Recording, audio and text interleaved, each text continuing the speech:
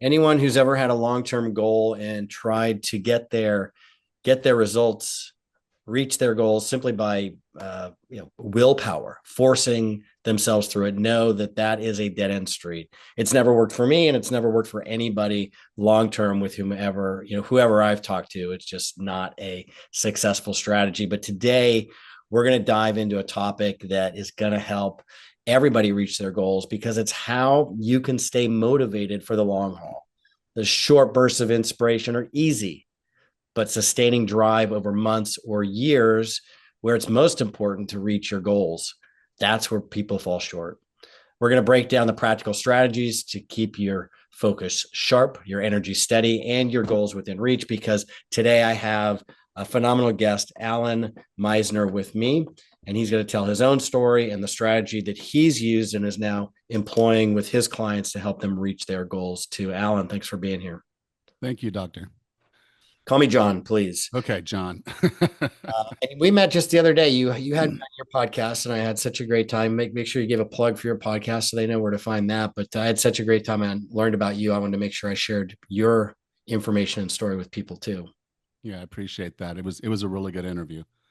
And what's the name of the podcast? It's 40 plus fitness. 40 Plus Fitness, and that's the name of your company as well and your website, correct? Yes, it is. And I'm assuming you're over 40. And 59 actually. you couldn't have that. If you called yourself 40 plus and you're 22, I'd be Well, strangely enough, there's a lot of people in their 20s that will take on a client in their 40s and 50s and train in the same way that they would when they're in their 20s, and they end up breaking us. So it is important that we recognize that you know we didn't necessarily take care of ourselves, so we've got to do things a little bit different than the kids do.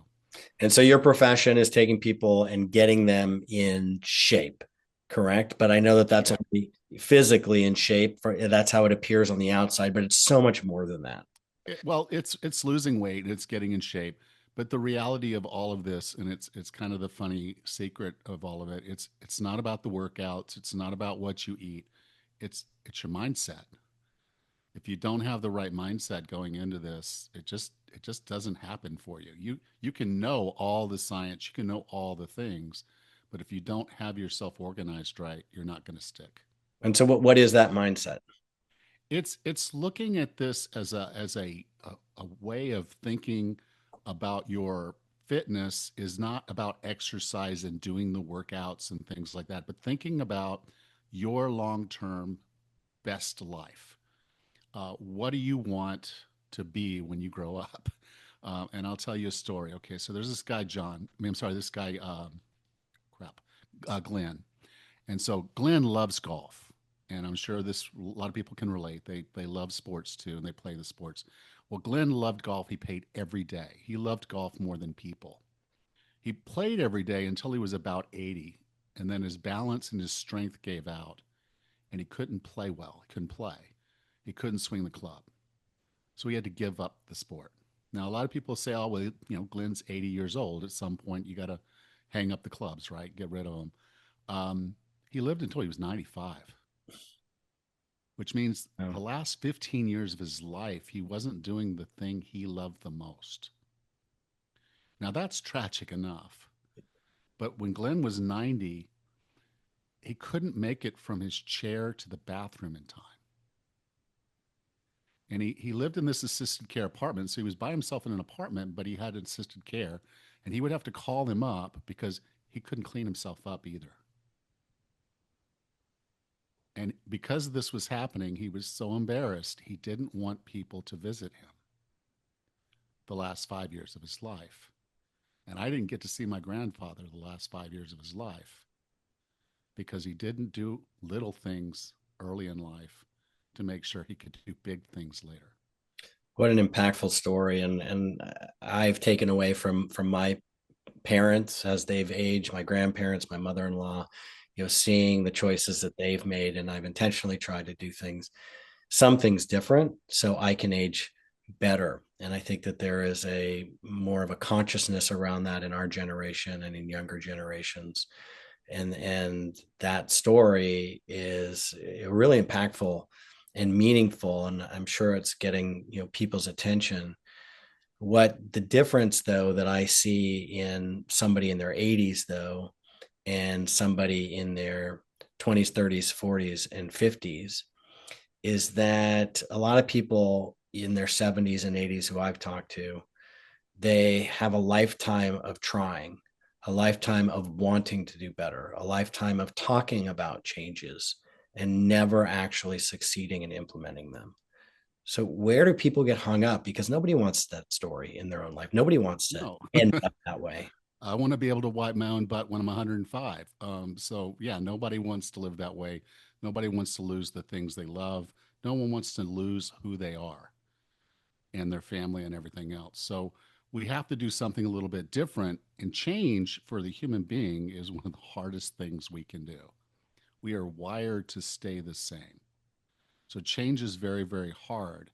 And so we look at motivation and we say, well, okay, I'll be motivated tomorrow. I'll be motivated on Monday. I'll be motivated January 1st. I don't know how many people I'm talking to right now that says I'll get started in January. Oh, I've done that in my life for sure. It's September.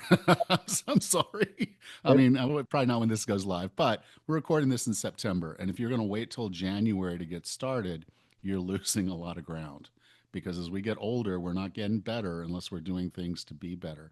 Now, the thing about motivation is we just think it's this magic fairy dust force that's just going to show up on Monday, on January 1st. And maybe it does, it's good. We get up Monday morning, we go do our run or our walk or our exercises. And then 2 weeks later, 3 weeks later, we wake up one morning and motivation just isn't there. So we roll back over and go back to sleep. Um, and we stop. So there's a lot of starting and stopping. That works Hokey with pokey. diets. That works with diets. That works with exercise. It works with all of it. We know what we're supposed to do. We just can't stay motivated. And the reason is that a lot of people look at motivation wrong. It's not a magic force. To get motivated, you have to do something first. You have to earn motivation. And I know it sounds a little backwards, but bear with me for a minute. Okay, there's two types of motivation. Okay, one is an extrinsic or outside source, and one is an intrinsic or internal source. The extrinsic is really easy to get. It actually is very easy to get. There's two layers. There's the leader layer and the social layer. So at the leader layer of extrinsic, outside, accountability is coaches. You can hire a coach. You can hire a trainer.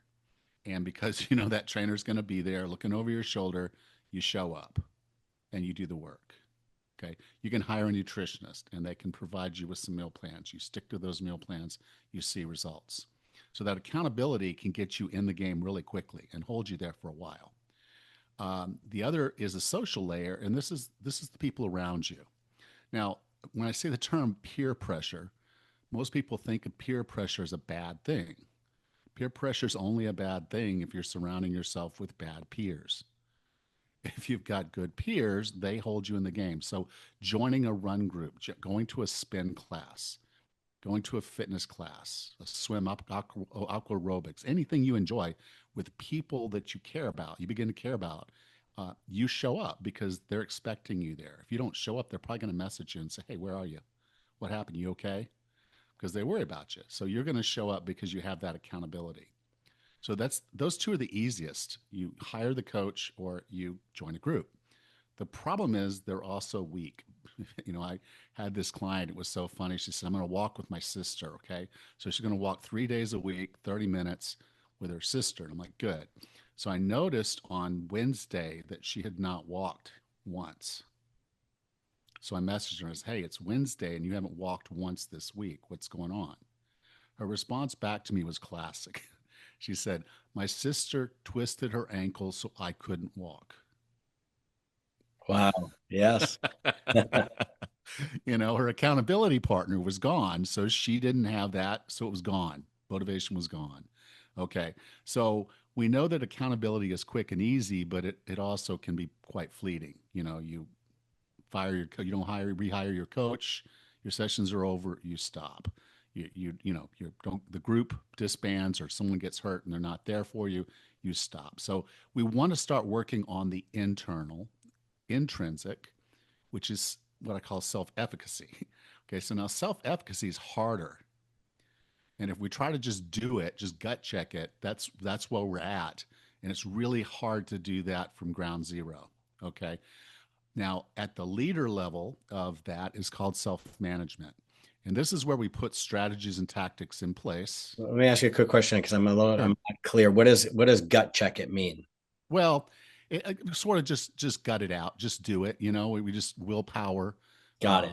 We'll sit there and Pushing say, well, through. I'm just going to do this, and then willpower might hold us for a week, Got it. and then it gets harder and harder. But if you sit down and you start thinking about the strategies and tactics that you're using to make it easier to do the things you do and harder to do the things you don't want to do. So I'll give you an example. For one reason or another, I wanted to work out at 2 o'clock in the afternoon because there's no one in the gym. I would take my lunch hour. It was all cool. I lived about an hour away from work, so I had to pack my bag each morning. That was cool. But invariably, something was going on. Like I would get there, I'd get ready to change, and I'd be missing a t shirt or my shorts or my socks. Well, one day it was one shoe. I was missing one shoe. And I'm thinking to myself, okay, this is self-sabotage. This is not this is not normal. There's no way I didn't pack one shoe. And so I said, well, I need to do something. So I set a strategy. I said, I'm going to print out and laminate my packing list. And each night while I'm doing brushing my teeth, I'm going to sit down with that packing list, lay it on the bed, and make sure each and every one of those items from top to bottom is in that bag.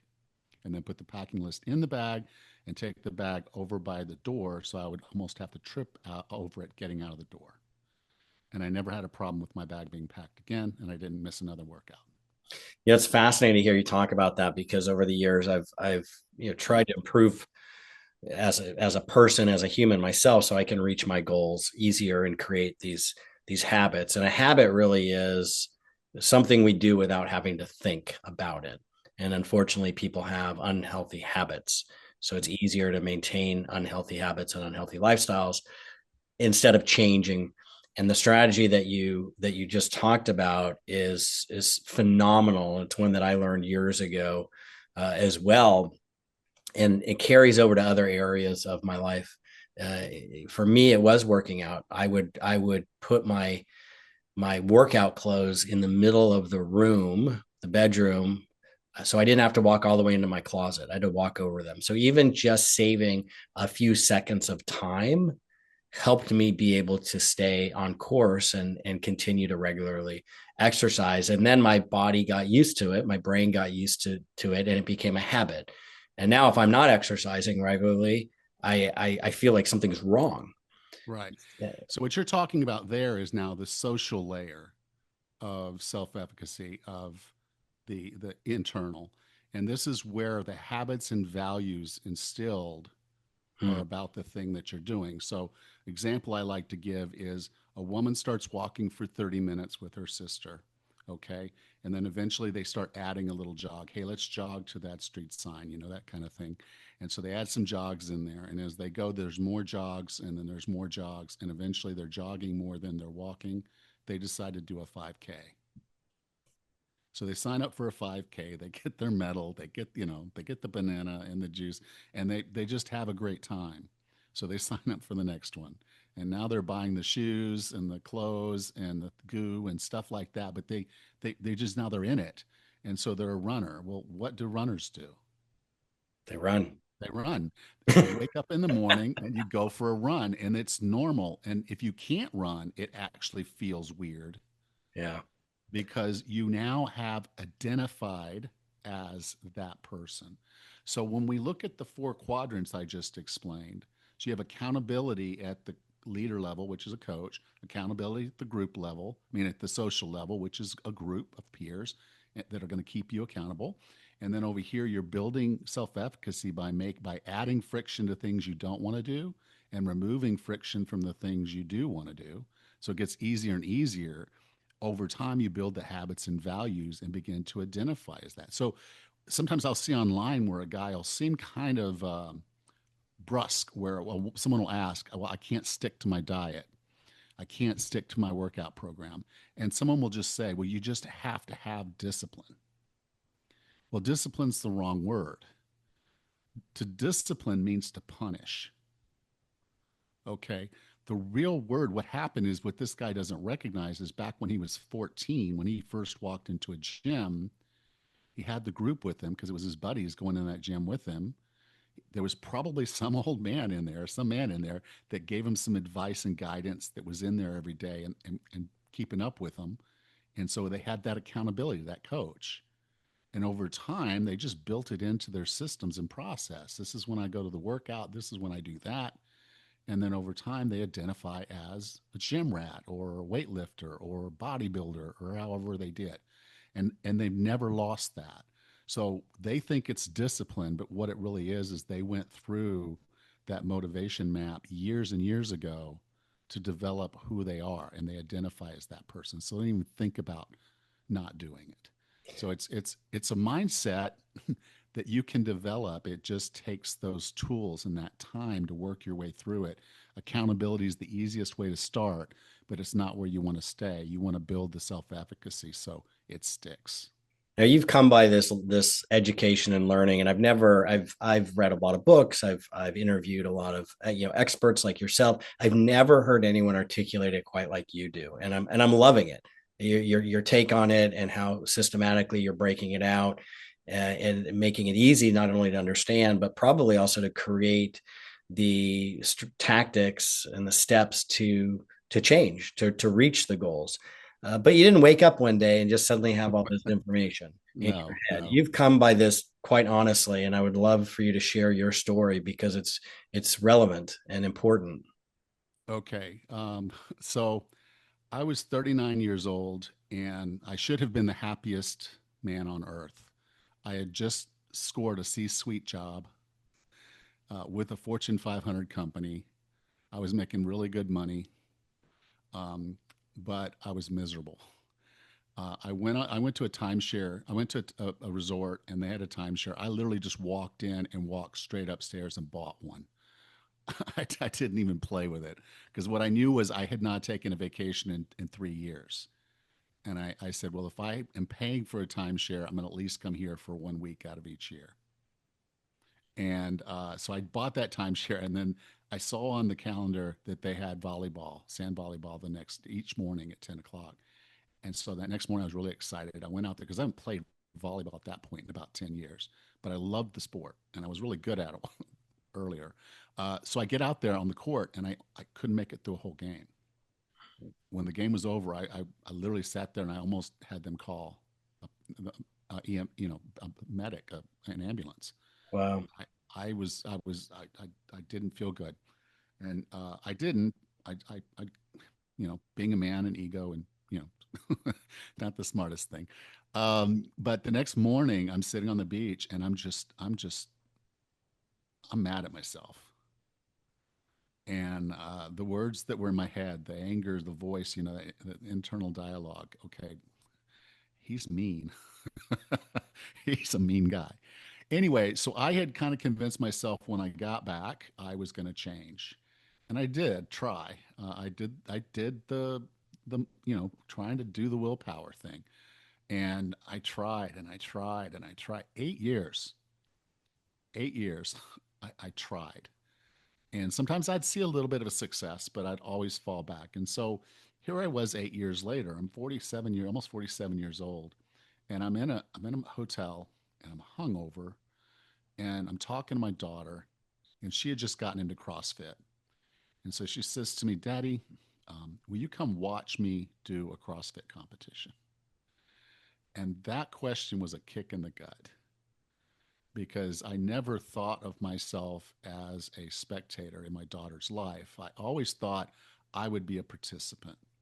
And the question that I wanted her to be asking me is, do you think you could come compete in this competition with me? Okay, but I wasn't in the kind of shape to do that, and she knew it. I knew it. So it really kind of boiled down to respect. I felt like I didn't have my daughter's respect to be able to ask the question I wanted her to ask, and I didn't have self-respect. So that's when things kind of clicked as to why I needed to do this. So when I talked about my grandfather and his fitness, and I was like, okay, I need to be fit enough where if my daughter asked me to compete in a CrossFit competition, I could. That was kind of the driver, the why. And I had kind of had that vision of that kind of athlete. She was a level one CrossFit coach. I wanted to be at a fitness level like that. So I started working toward it, but it was one of those things where it was still a struggle. And the stories where when I talk about the bag and all of that, that was all part of it. So I built in some accountability, and I built in for me what was really important. And I go into this a good bit in some of my other mindset stuff that I talk about, but which I don't have time to do on this show. But it was really about me seeing that I needed a big honking goal in front of me. That was my accountability. By signing up for that and knowing that I had to be there for my daughter to do what ended up being a Tough Mudder, which for Oh, those that wow. don't know, a Tough Mudder is like a I don't know. 12 to 13 mile run out in the mud and the stuff. It's but just doing that run in and of itself would be tough. But they throw in like 25 obstacles just for They fun. have that at Camp Pendleton here in Southern California. Yeah, they have them all over the United States, Yeah. and it's a tough one. In fact, when I signed up for it, it was the only civilian obstacle course where someone had died Oh, doing. God. Okay, so it was no joke, and so I called my daughter up and I said, "Hey, how about we do a Tough Mudder?"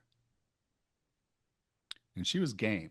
So I didn't hesitate. I bought tickets. So our airline tickets, our hotel tickets to the event, all of that was booked.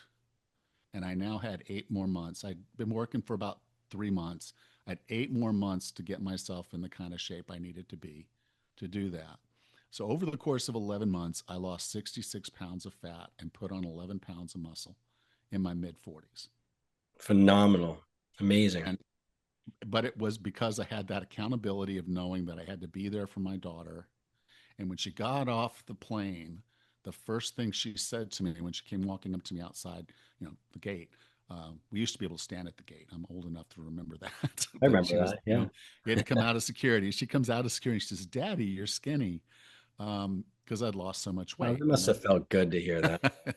It was that was it. So the disconnect between being a participant, a spectator, and being a participant. And I can tell you there are 3 points in my life that will live forever. And if you've ever had a child or a daughter, particularly a daughter, you'll know these moments. The first one was the moment she was born. They took her over to the table, they're cleaning her up, and I reached out and she grabbed my pinky. Oh, so sweet. Okay. The Yeah. second one was completing that Tough Mudder holding hands with her. Wow. And the third one was 3 years later, 4 years later, walking her down the aisle. Amazing. Now, what I know is if I didn't do the work that I did to fix my mindset, to fix my motivation, I would not have gotten those last two. I don't believe I would have still been alive at 51 if I had not made the changes I made. And to be clear, those changes were not made with Ozempic. No, they were not made with Ozempic. Uh, totally respect people that use it as a tool, but you can do it without if you can get past Well, and the one of the challenges with the GLP-1s is that they're in and of themselves, they're not teaching people how to live no, differently. they're frailty drugs. They're frailty drugs for anyone over 40 that takes them. If you don't change your lifestyle, all it's doing is making you frail because you're losing muscle and fat. So you're getting frail. And so if you want to grow old frail, then that's the best way to do it. You'll be skinny, but you'll be frail. Yeah. And so, you need to do the training, you need to change the way you eat. And again, look at those strategies and tactics that make it hard to do things you don't want to do and easy to do the things you want to do. Build the identity of someone who's healthy and fit. And then you probably find you don't need that stuff as much. Towards the beginning of the conversation, you mentioned how people over 40 are being trained by younger people or trained as if they were younger, and that causes problems. I can tell you from my own history, I was in incredible shape in my 20s, and then I was rock climbing and mountaineering and bike commuting to work. I was in incredible shape gardening. And then I decided to leave the career that I had and went to medical school. And so I was a student again, and I was sedentary. And years later, then having children and a family and building my clinic and my companies, my NBI. And when I started exercising again, even when I would go to a trainer, I would get injured. Mhm. If I was doing it on my own, I would definitely get injured. And because my body in my 40s, when I actually went back and tried to start getting, or late 30s, tried to start getting more serious about getting healthy again or getting in shape again, wasn't the same body as I had in my 20s. So Well, talk about that approach and that difference of how structurally, how physiologically, how the body changes, and what people listening to this who may be 40s, 50s, 60s, wanting to then create that new identity, but finding themselves getting injured. And so they're stuck in the old identity because they keep getting hurt. yeah. When I was looking for that over that 8 years, I did all kinds of stuff. And one of the things I did was I couldn't really afford a trainer. I mean, I couldn't do a trainer because I was traveling so much. So I was sitting there and I was watching this infomercial. People might remember this is called the Insanity Workout. When Oh, I people remember those. Yeah. Okay, well, what was cool about Insanity was they didn't need equipment. And I thought, this is perfect. I can do this in a hotel room if people don't mind me jumping around like these people are. And they all looked happy. They all look. Sean T's just so just drives you to just want to work so hard. So I bought the CD set, DVD set, and I get there and I burn all of them onto my iPad, and I'm all ready to roll. I'm like, okay, so I'm traveling on Tuesday. So Sunday I'll do the benchmark workout, and then on Wednesday I'll start doing these workouts.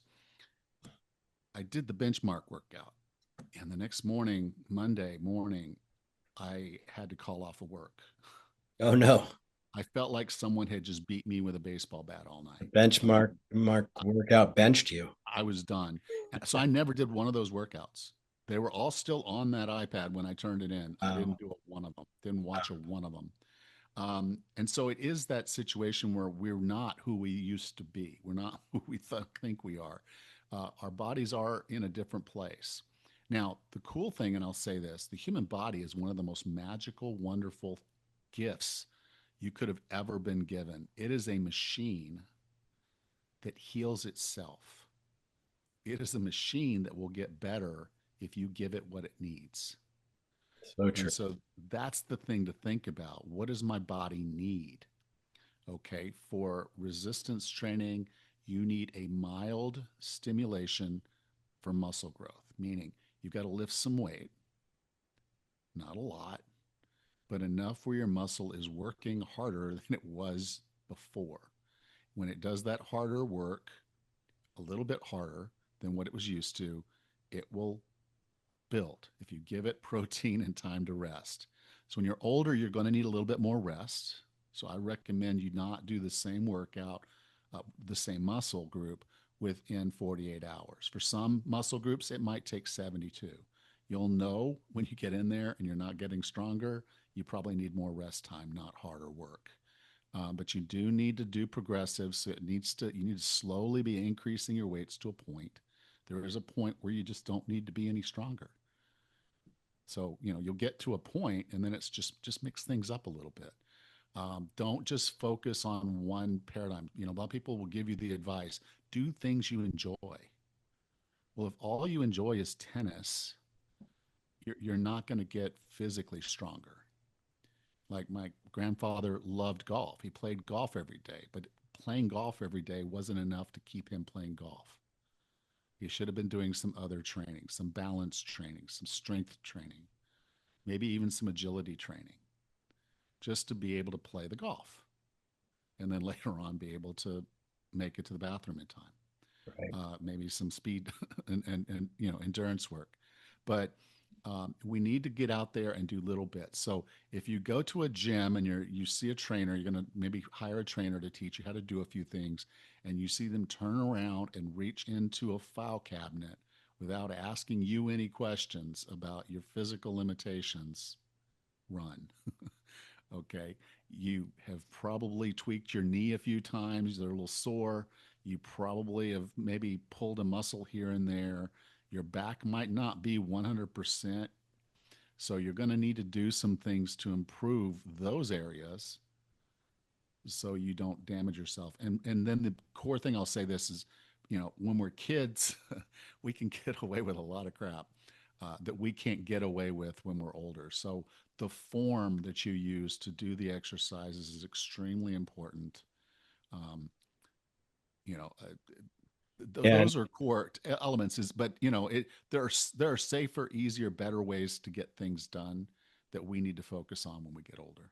I love that. And do you consult with people who are not in your area? How do you work with people Yeah, I, remotely? I work online, so almost exclusively online because I live in Panama. And so if I just train people locally, I wouldn't make it.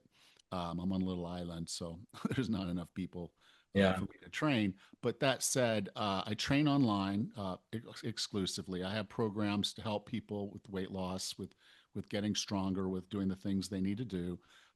Predominantly, I have an app, so all their workouts, all their stuff will be tracked in an app. That's how I, as a leader, hold you accountable. And then we have a group, so you can talk to different people that I'm training if you're in that program. And then basically, we get on Zoom calls, just like what you and I are doing today. And I'm able to hear what's going on, make changes, make sure it fits.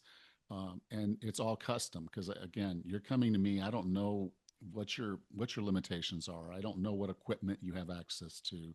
You may just really, really, really not want to go to a gym, but you can still get stronger and do the things you need to do without a gym membership. So we figure that out. I give you what you need to do.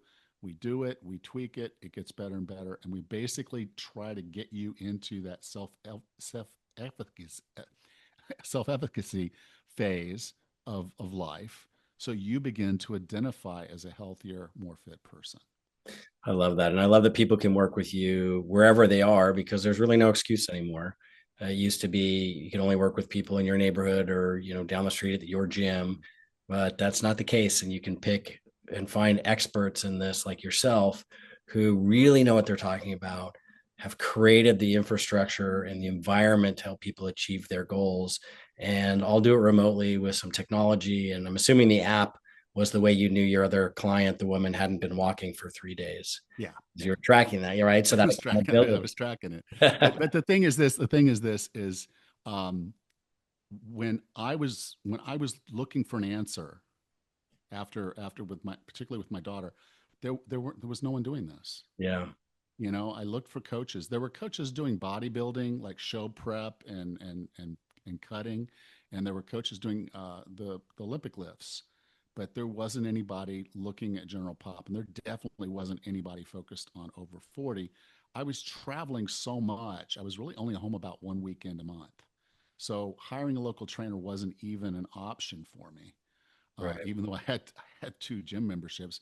A local trainer was not an option for me. So I basically had to figure it out myself, and I became that trainer. It's not what I would recommend other people do, but I went and got certified to be my own trainer. And now you So help my other yeah, people as well. yeah. So my certifications are built specifically to help people over 40 because that's what I needed, and there was no one doing it. Even the books that were out back then were stretching and chair yoga. Right. So you went from 20, Outdated. 30s fit to convalescent home. And I didn't quite feel like I was ready for that. And that wasn't going to move the needle for me. So I got trained. And then after I was done, I had friends asking questions because, you can't lose 66 pounds of fat and people not ask a few questions. People Uh, noticed. People noticed, which was good. That daddy, you're skinny thing. But a couple of my friends noticed as well. They were asking, "What do you do?" And I said, "It's not hard, but it's not easy. But I can help you." And so I started helping people online. I went ahead and launched my podcast, 40 Plus Fitness. It's the oldest, um, largest podcast for people over health and fitness podcast for people over 40. I launched that in 2015.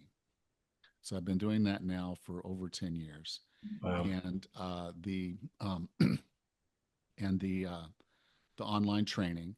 Back then, they didn't have apps because no one else was doing this. So I had to build all of that myself with basically a learning platform, a membership program platform on WordPress. So I had to do all that tech stuff and do all that. I had to record myself doing hundreds of exercises and put that all together to teach people how to do this. And early on, I ended up with a lot of blind clients, and because I did a program for a blind organization, and ended up with some blind clients, I had to learn how to coach someone who couldn't see themselves or see videos of other people doing an exercise. Wow. So it really slowed me down and made me start thinking about how each movement feels so I could explain it to someone that couldn't see That's it being amazing. done. And that made me think about the way we do everything. If you slow down and you think about, okay, why am I doing this? How would I do that? And you really slow down that process. That's why, when we were talking about mindset, it's like, okay, what is actually, when I was thinking through my changes, when I think through my clients' changes, like what's actually going on here? And that's why the way I look at motivation, the way I look at mindset, all of that's a little different than what you might see in the mainstream, because I recognize that there can be a structure to it. We're all different, so the structure has to account for that. And that's what I try to do with all the tools that I use for my clients. And I like that you mentioned slowing down because that's something that I talk about as well, not in the way that you do. I'm talking specifically in the context of exercising and that idea of time under tension. And that you've There got you go. people out there at the gym working where they're trying to get through those reps as fast as they can. And the reality, the best stress, the best exercise for the muscles, as well as the safest to reduce the risk of injury and really tune into your body, is to move slowly, Yeah. not quickly. Slow down. You're going to get a That's better yeah, exercise. that's a problem that a lot of people, when you start talking about resistance training, and this is where a lot of people get lost, is like, okay, you want to increase the work. There's basically the load, and there's three ways you do that. You can do more reps, but that's more wear and tear on the joints. You can increase the weight, but with that you increase the risk. You can slow down and increase time under tension, and there's almost no additional risk to Yeah, doing that. much safer. Yeah. So I agree with you there. Slowing down and really focusing on the muscle is going to give you a lot better workout than listening to music and zoning out and then doing the workout, doing the work and leaving and not really feeling And that you've it done it. sounds like one of the messages too is just slowing down in many areas of our lives, slowing down, tuning in, understanding through that process of just being more thoughtful and slower in executing. How can people find out about you? What's your website, your URL? Because I want everybody to go there. I'd love for everybody to tap into your resources. How can they find you? Okay. It's pretty easy. Of course, the podcast 40 Plus Fitness is right where you're listening to this podcast. It's right there. I think I've so far done about 715 episodes. So there's a lot out there. If you go look for me there, the website is 40 Plus Fitness. That's 40PlusFitness.com. Fantastic. Thank you. Any last parting words? Anything we didn't mention that you want to make sure you leave the listeners with? Well, the core of it is get started, which you hear this from everybody. But one of the easiest ways to get started is to find good peers to hold you accountable and find a good coach to get you moving, particularly in a safe and effective way. And then you work on that self efficacy and you'll get there. Love that. Thanks for spending some time with me and teaching me. I learned a lot. I really appreciate it.